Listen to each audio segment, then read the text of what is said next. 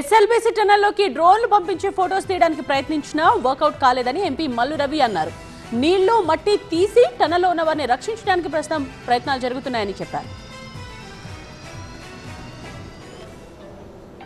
SLBC టన్నెల్లో 11వ kilometre దగ్గర అనుకోని ఒక దుర్ఘటన జరగటం వల్ల 8 మంది అక్కడే లాకప్ అయ్యారు. డ్రిల్లింగ్ మిషన్ మీద 60 మంది పనిచేస్తున్నారు, ఇంజనీర్తో సహా, ఫారెన్ ఇంజనీర్తో సహా. కానీ ఒక 8 మంది మాత్రం లోన మిగిలిపోయారు. దాంట్లో 4 వర్కర్సు, ఒక 2 ఇంజనీర్సు, ఇంకా వేరే వర్కర్స్ ఉన్నారని చెప్తున్నారు. ఆ 8 మంది తప్ప తక్కిన వాళ్ళందరూ కూడా బయటికి రావటం జరిగింది.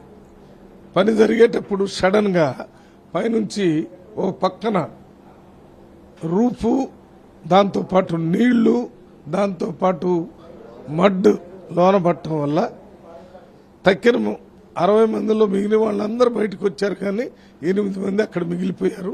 ఆ 8 మందిని రక్షించడానికి మన జయప్రకాష్ కంపెనీ వాళ్ళు ప్రయత్నం చేస్తున్నారు.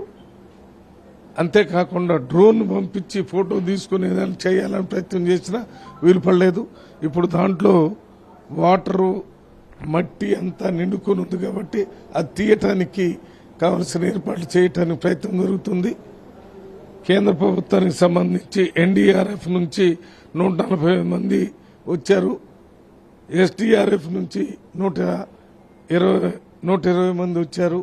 వీళ్ళందరూ కూడా ఎక్స్పర్ట్స్. ఆ నీళ్లు తీయటానికి, ఆ మట్టి తీయటానికి, వాళ్ళని రక్షించడానికి చేసే కార్యక్రమాలన్నీ చేస్తున్నారు.